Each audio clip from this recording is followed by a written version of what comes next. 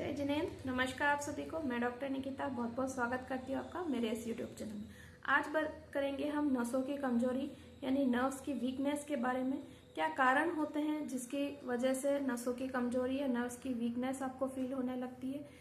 क्या लक्षण आपको दिखाई देते हैं जिससे आप पहचान सकते हैं कि आपको नसों की कमजोरी की शिकायत हो गई है।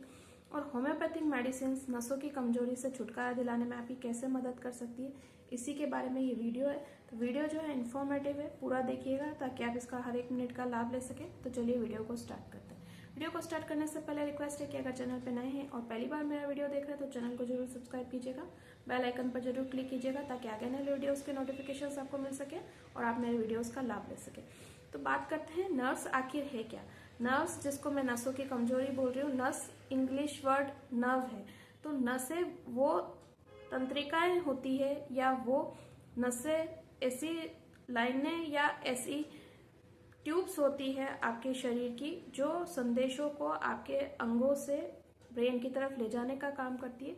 जो आपकी मेनली रीढ़ की हड्डी होती है उसके बीच में एक स्पाइनल कॉर्ड होती है और इस स्पाइनल कॉर्ड से बहुत सारी नलियां बोल सकते हैं या नसें बोल सकते हैं, ये आपके शरीर के विभिन्न भागों में फैली होती है और ये जहां जहां जाती है वहां से सेंसेशन ब्रेन की तरफ ले जाने का काम करती है। तो अगर इनमें वीकनेस आ जाती है तो उसी को हम नसों की कमजोरी बोलते हैं। कुछ लोग इसको वेन्स की कमजोरी भी समझ लेते हैं, नसों को वेन्स भी समझ लेते हैं, लेकिन वेन्स जो होती है वो डिफरेंट चीजें होती है। वेन्स क्या होती है इसके बारे में हल्का सा जान लेते हैं। वेन्स एक नलियां होती है, ट्यूब्स होती है जो शरीर के अंगों से ब्लड को यानी कि रक्त को आपके हृदय की तरफ ले जाने का काम करती है। तो ये इनकी कमजोरी के कारण अलग सिम्टम्स आते हैं और कारण भी इनके अलग होते हैं, लेकिन मैं बात कर रही हूँ नसों की कमजोरी के यानी कि नर्व्स की कमजोरी के कारण, वीकनेस के कारणों और लक्षणों के बारे में। तो नर्व्स की वीकनेस के बारे में हम थोड़ा और विस्तार से जानते हैं कि क्या कारण होते हैं, क्यों नर्व्स की वीकनेस आ जाती है।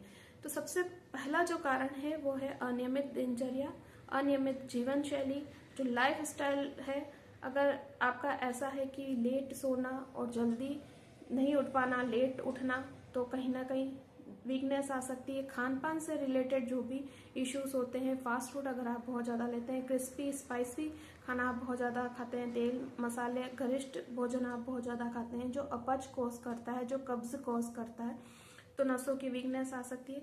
अगर पहले बचपन में किसी ने बहुत ज़्यादा मस्टरबेशन किया है और बहुत ज़्यादा ओवर यूज़ किया है सेंसुअल ऑर्गन्स का, सेक्सुअल ऑर्गन्स का, तो भी हो सकता है कि नसों की कमजोरी आ जाए। इसके अलावा कुछ डिजीज होती है जिसके अंदर आपको नसों की कमजोरी देखने को मिलती है, जैसे कि डायबिटीज। धीरे धीरे जब डायबिटीज होती है तब जरूरी नहीं है कि नसों की कमजोरी हो। धीरे धीरे जब डिजीज प्रोग्रेसिव होती है या बहुत समय हो जाता है तो आपकी नर्व्स वीक होने लगती है। इसके अलावा अगर किसी को हड्डियों से रिलेटेड प्रॉब्लम है, ऑस्टियोआर्थराइटिस की प्रॉब्लम है, हड्डियों के बढ़ने की प्रॉब्लम है, तो उस कंडीशन में भी क्या होता है कि जो नर्व्स होती है, आपकी जो नसें होती है, उस पर दबाव होता है। आपने सुना भी होगा नस दबने के कारण लक्षण आ रहे हैं। तो नसों के पर दबाव, अनियमित दबाव या जरूरत से ज्यादा दबाव पड़ने की वजह से भी नसों में कमजोरी आ जाती है। इसके अलावा अगर बहुत ज्यादा over use of work, over use of body, over use of mind है, यानी कि अगर आप बहुत ज्यादा काम कर रहे हैं, ओवर वर्क कर रहे हैं, चाहे वो फिजिकल हो चाहे मेंटल हो, स्ट्रेस, एंजाइटी, डिप्रेशन से अगर आप गुजर रहे हैं, बहुत ज्यादा तनाव आपकी जिंदगी में अगर है, बहुत ज्यादा आप सोचते हैं, ओवरलोड है, ओवर थिंकिंग है, तो भी कहीं ना कहीं हो सकता है कि नर्व्स वीकनेस हो जाए। तो यहाँ पे ये जानना जरूरी है कि इतने सारे कारण हैं तो बच्चे कैसे। ये बहुत टिपिकल चीज है कि आप जिस तरह का ओवर यूज कर रहे हैं या जिस तरह की आपकी कारण है उसी तरह के आपको लक्षण दिखाई देंगे, क्योंकि नसों की कमजोरी के कारण भी बहुत सारे हैं और नसों की कमजोरी के कारण होने वाले जो लक्षण हैं, नसों की कमजोरी के कारण जो आपको सिम्टम्स दिखाई देते हैं, वो भी बहुत सारे। तो जो जैसा कारण होगा उस हिसाब से आपको नसों की कमजोरी का वैसा लक्षण दिखाई दे सकता है। प्रोसेस्ड फूड अगर आप बहुत ज़्यादा खा रहे हैं, डिब्बाबंद जो वस्तुएं होती है, रूखा सूखा भोजन अगर आप बहुत खा रहे हैं, तो भी हो सकता है कि आपको नसों की कमजोरी हो जाए।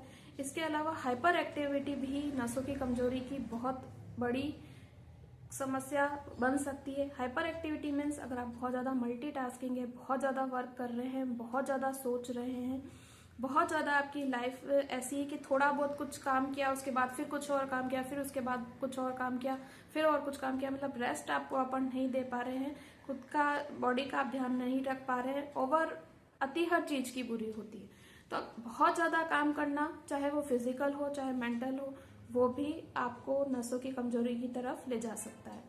इसके अलावा अगर आप गैजेट्स का बहुत ज़्यादा यूज़ करते हैं, चाहे वो मोबाइल हो चाहे टीवी हो चाहे लैपटॉप हो, उस पर अगर आपका बहुत ज़्यादा वर्क रहता है, बहुत ज़्यादा ओवर यूज़ कर रहे हैं, बीच बीच में आप गैप अच्छे से मेंटेन नहीं कर पा रहे हैं, तनाव बहुत ज़्यादा ले रहे हैं, यानी कि अगर आपका स्क्रीन टाइम जो है वो बहुत ज़्यादा है, तो भी हो सकता है कि आपको नसों की कमजोरी की शिकायत हो जाए। स्पाइनल कॉर्ड इंजरी जो है उस कंडीशन में भी आप देख सकते हैं, जैसे कि किसी का कुछ एक्सीडेंट हुआ है या कोई पर्सन गिर गया और उसका स्पाइनल कॉर्ड, रीढ़ की हड्डी के बीच में जो मेन नर्व होती है उसके ऊपर असर आ गया है, तो भी हो सकता है कि आपके शरीर के किसी भी भाग की नर्व में वीकनेस की समस्या उत्पन्न हो जाए। सिम्टम्स की अगर हम बात करें तो नसों में कमजोरी की वजह से जो लक्षण आते हैं उसमें है सुन्नपन आना। आपके जो पर्टिकुलर पार्ट है, कोई सा भी पार्ट हो सकता है बॉडी का, उसमें आपको सुन्न सेंसेशन लॉस जैसी फीलिंग हो सकती है, चींटियां चलने जैसी या झंझनाहट जैसी प्रॉब्लम हो सकती है। सुन्नपन आने के साथ साथ आपको जो पर्टिकुलर पार्ट है वो बहुत भारी फील हो सकता है, ऐसा लग सकता है कि उसको उठाने में या उसको हिलाने में भी आपको बहुत ज़्यादा परेशानी आ रही है, और थोड़ी देर बाद वो सही भी हो सकता है। ट्रेमर्स आ सकते हैं, यानी आपके शरीर के किसी भी भाग में कंपन उत्पन्न हो सकता है। इसके अलावा अगर नसों की कमजोरी आपके पर्टिकुलर सेक्स ऑर्गन के आसपास है, उसके आसपास की जो नर्व्स है वो कमजोर है, तो इरेक्टाइल डिसफंक्शन की समस्या हो सकती है, पार्शियल इम्पोर्टेंसी जैसी कंडीशन का सामना करना पड़ सकता है, और जो टाइमिंग है उसकी गड़बड़ी हो सकती है। इसके अलावा अगर हम लक्षणों की बात करें तो चक्कर आना, सर के आगे अंधेरा छाना, आंखों के आगे अंधेरा छाना, सर भारी फील होना, बहुत ज़्यादा कमजोरी महसूस होना, किसी भी काम में मन नहीं लगना, थकान लगना हमेशा, और अगर काम करने की इच्छा भी हो रही है तो उस काम को पूरी तरह से अच्छे से परफॉर्म नहीं कर पाना, ये सारे लक्षण दिखाई दे सकते हैं।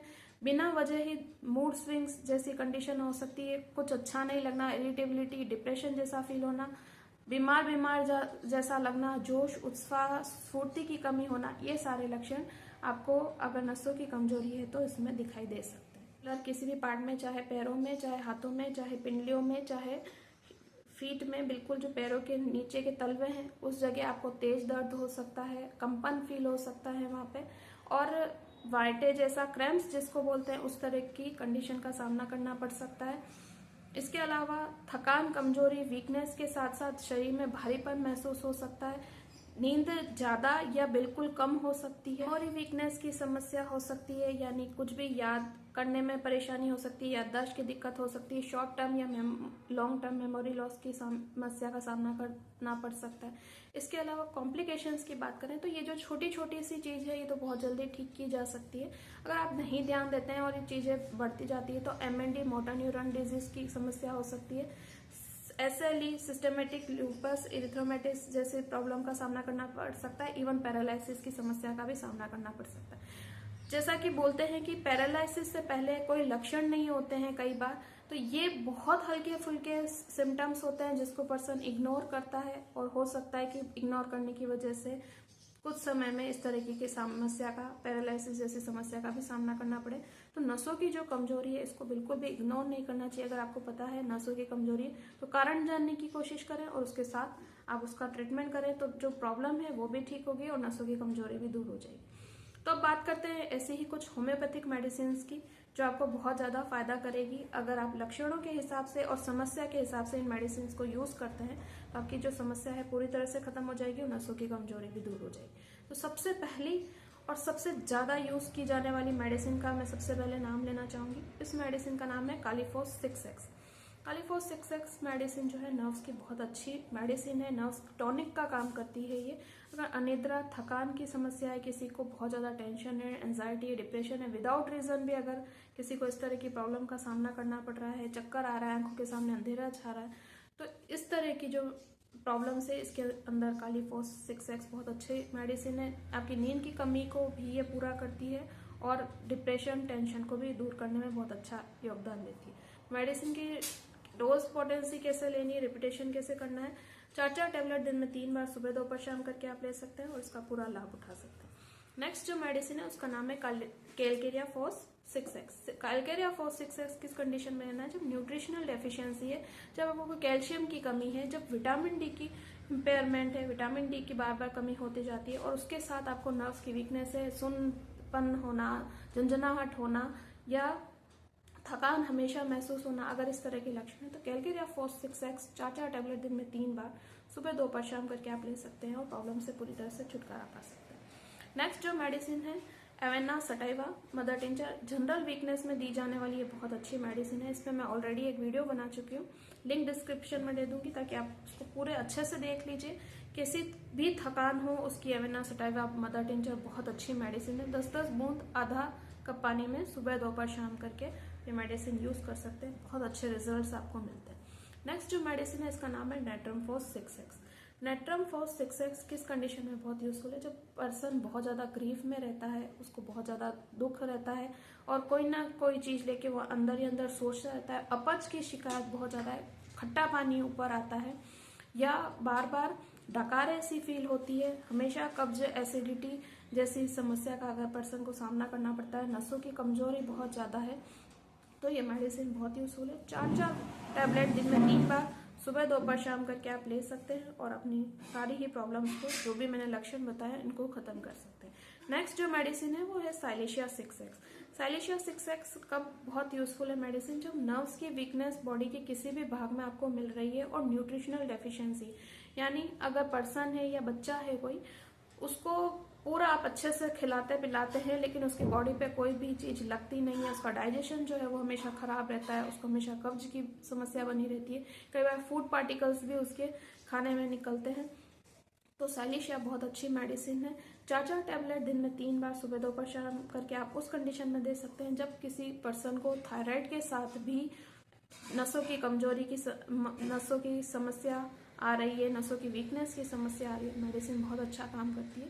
नेट्रम म्योर 6x भी बहुत अच्छी मेडिसिन है जब किसी भी पर्सन को बहुत ज़्यादा ग्रीफ है, बहुत ज़्यादा डिसअपॉइंटेड फील करता है, वो किसी भी कंडीशन में, लव की कंडीशन में या हर कंडीशन में उसको डिसअपॉइंटमेंट हाथ लगती है, हर चीज़ में वो निराश बहुत जल्दी हो जाता है, और नमक खाने की अगर किसी को समस्या है, लो बीपी की अगर किसी को समस्या है, उसके साथ नसों की कमजोरी है, तो नेट्रम म्योर 6x बहुत अच्छा काम करती है। 4 टैबलेट दिन में 3 बार सुबह दोपहर शाम करके आप ले सकते हैं और नसों की जो कमजोरी है उसको पूरी तरह से ठीक कर सकते हैं। नेक्स्ट जो मेडिसिन है उसका नाम है ginseng mother tincture. Ginseng mother tincture पे भी मैं एक वीडियो बना चुकी हूँ।